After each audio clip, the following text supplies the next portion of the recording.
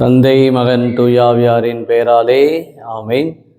இயேசுவில் பிரியமான சகோதர சகோதரிகளே, ஜூலை மாதத்துடைய இந்த முதல் வார திங்கட்கிழமையிலே ஆண்டவர் நம் ஒவ்வொருவரையும் அன்போடு அழைக்கின்றார். இன்றைய நாளிலே தாயாம் திரவியானது தூய மரிய மதனேல் என்ற புனிதரை இன்னைக்கு நினைவு கூறுகின்றது. இவள் 1726ஆம் ஆண்டு பிரான்ஸ் நாட்டிலே பிறந்தவளாக தன் வாழ்நாளிலே ஏழைகள் மீது அன்போடும் கரிசனையோடும் நட்புறவோடும் வாழ்ந்து ஏழைகளுக்காகவே அருமையான ஒரு பள்ளிக்கூடத்தையும் கட்டி தன் வாழ்நாளிலே அவர்களை வாழ்வை உயர்த்தி இருக்கின்றாள். ஏழைகள் மீது தன்னுடைய கனிவான அன்பை வெளிப்படுத்தி இருக்கின்றாள் தூய மரிய மதலேனால். குறிப்பாக பிரெஞ்சு அந்த போராட்டத்தின் பொழுது 18ஆம் நூற்றாண்டிலே பல்வேறு குருக்களுக்கு இவள் தன்னுடைய இந்த கண்ணீர் மடத்தை ஒரு அடைக்கலமாக, குருக்களுக்கு ஒரு பாதுகாப்பாக இருந்திருக்கின்றாள் தூய மரிய மதலேனால். ஏழைகள் மீதும் அன்போடும் தோழமையோடும் ஏழைகளுடைய வாழ்வு உரிமை பெற அவர்களுக்காக ஒரு பாடுபட்டவள் தூய மரிய மதலேனால். அவருடைய இந்த திருநாளிலே ஆண்டவர் அவருடைய இந்த வார்த்தைகளை நாமும் பின்பற்றி நடக்க, இயேசு என்னை அன்பு செய்கின்றார் என்ற அருமையான ஒரு சிந்தனையை தூய வாழ்நாளிலே நாம் ஒவ்வொருவரும் பெறுவதற்கு ஆண்டவர் நம்மை அழைக்கின்றார்.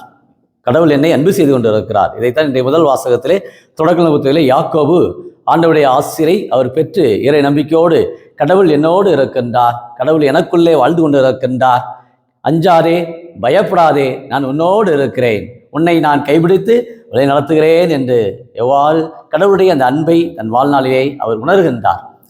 கடவுளுடைய பராமரிப்பும் பாதுகாப்பும் ஒவ்வொருடைய வாழ்விலும் கடவுள் என்னை அன்பு செய்கிறார் என்று எப்பொழுது நாம் நினைக்கிறோமோ, இதைத்தான் இறையலார் கால்பாத் என்ற அருமையான ஒரு தந்தை அருமையாக குறிப்பிடுவார்.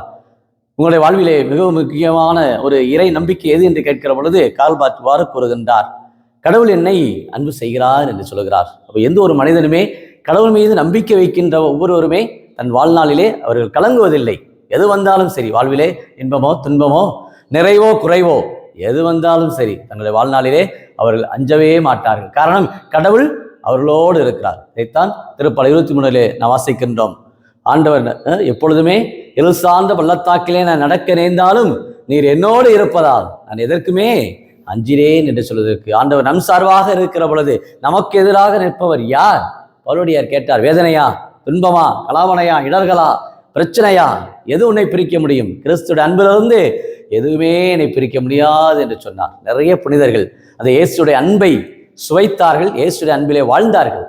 இதைத்தான் இன்றைய நற்செய்தியிலே நான் பார்க்கிறோம். 12 ஆண்டுகளாக இரத்தப்போக்கூடிய பெண் இயேசுடைய அந்த ஆடையினுடைய விளிம்பை நான் தொட்டால் நான் சுகம் பெறுவேன். அந்த அவ்வளவு நம்பிக்கை பாருங்க, தொட்டால் நான் சுகம் பெறுவேன் என்று அவ்வளவு இயேசு மீது சரணாகதியாக தன் வாழ்நாளிலே 12 ஆண்டுகள் அவள் பட்ட அந்த இரத்தப்போக்கு வேதனை, சமூகத்திலே பட்ட துன்பங்கள், உடலிலே பட்ட வேதனைகள் இருந்தாலும் இயேசு என்னை குணமாக்குவார் என்ற அந்த நம்பிக்கையோடு தொடர்கின்றார், சுகம் பெறுகின்றார். இயேசுவிலிருந்து வல்லமை வெளியேறுகிறது.